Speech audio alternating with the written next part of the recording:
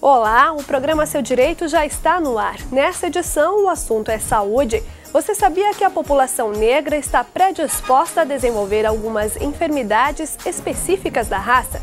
Pois é, estudos comprovam a existência de uma doença genética e hereditária no mundo que atinge quase que exclusivamente os afrodescendentes. No programa de hoje, você vai saber que doença é essa, qual é o tratamento e vai conhecer ainda os principais problemas de saúde enfrentados hoje pela população negra no Brasil. No estúdio, a entrevista com um sociólogo que vai trazer informações sobre os aspectos que envolvem a saúde em geral da população negra em Santa Catarina. Fique com a gente, o programa Seu Direito começa agora.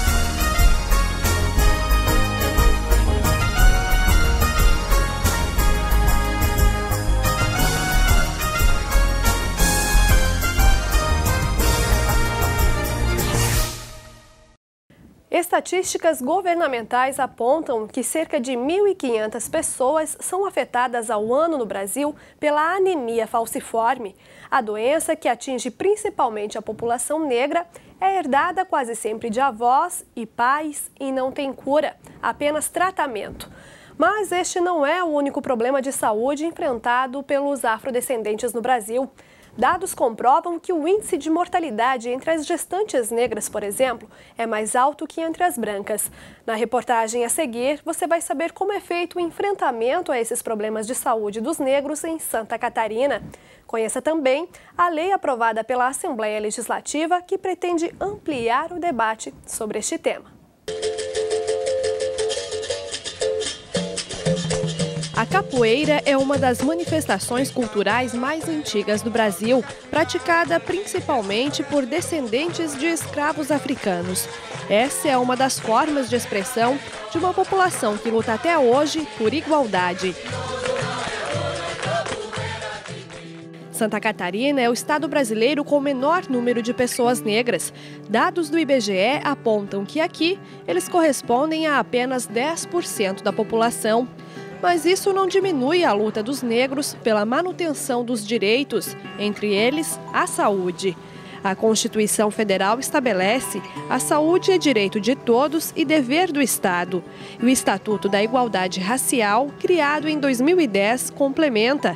O direito à saúde da população negra será garantido pelo poder público mediante políticas universais, sociais e econômicas destinadas à redução de risco de doenças. Mas e na prática, como é o acesso dos negros à saúde pública? Como eu tenho a pele negra, né, sou bem atendido até.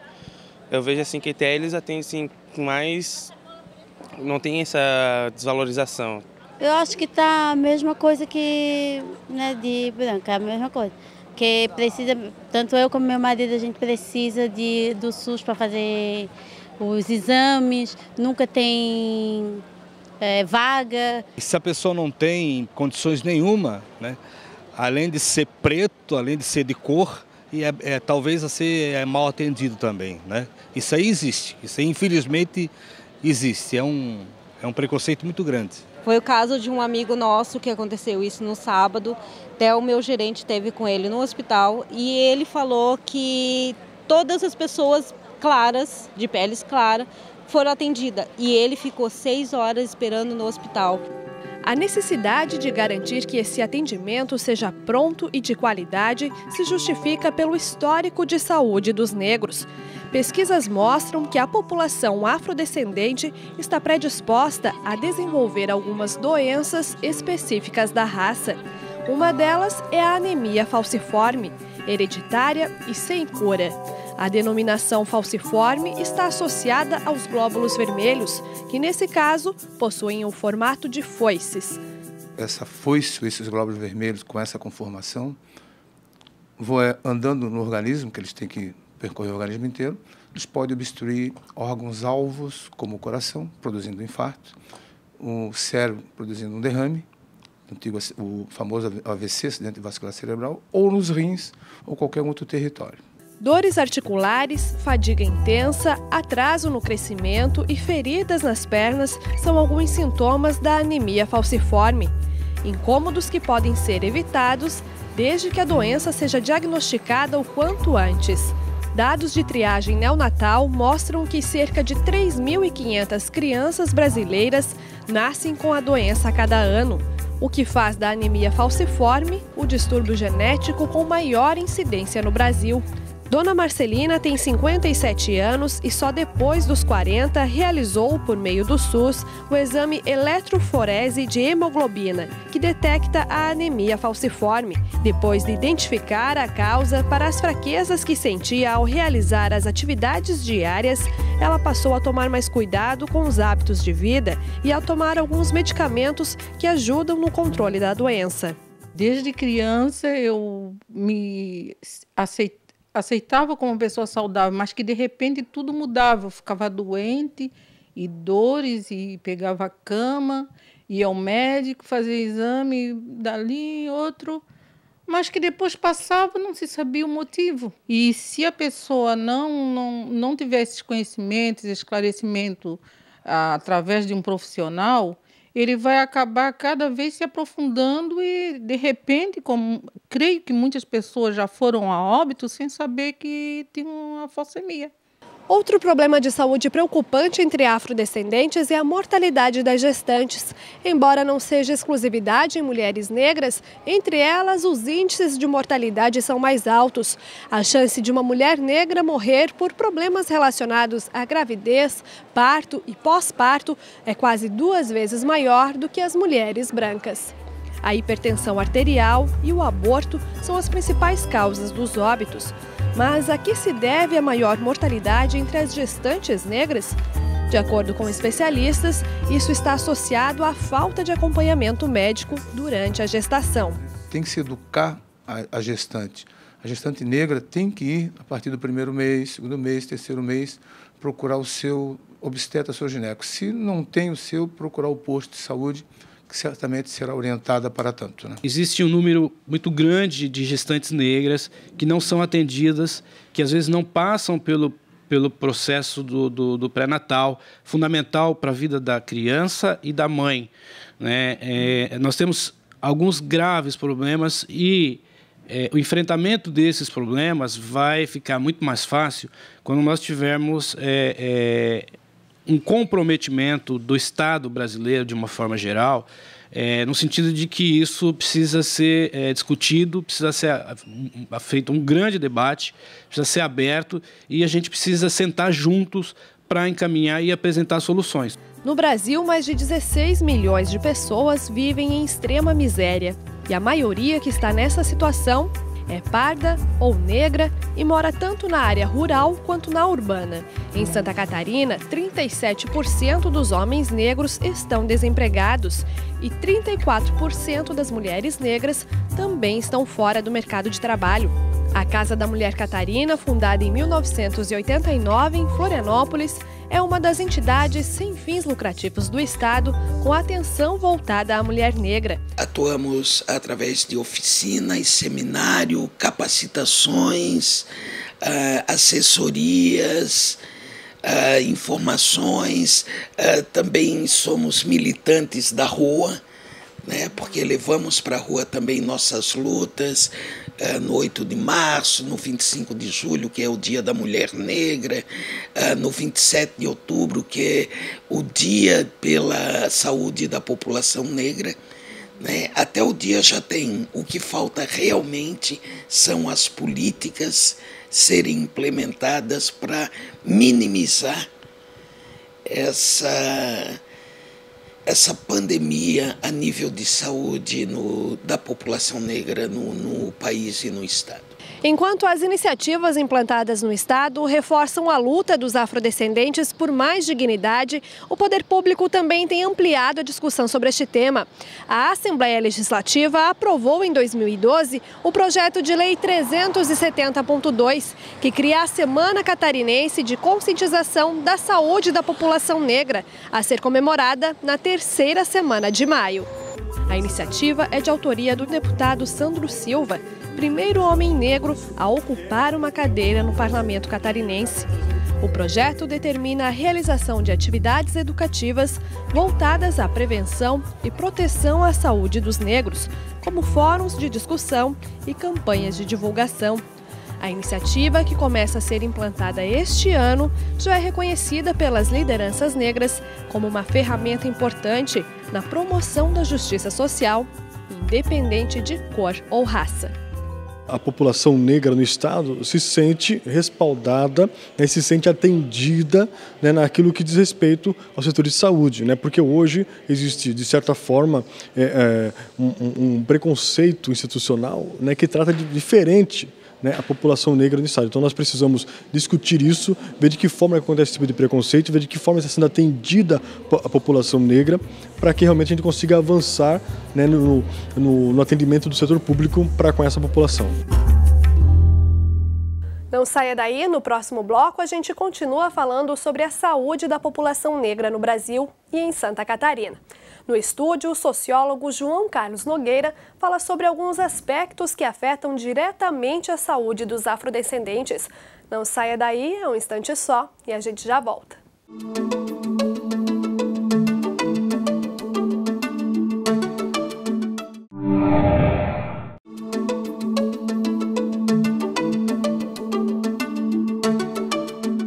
O programa Seu Direito de hoje abre a discussão sobre a saúde da população negra no Brasil e mais especificamente em Santa Catarina.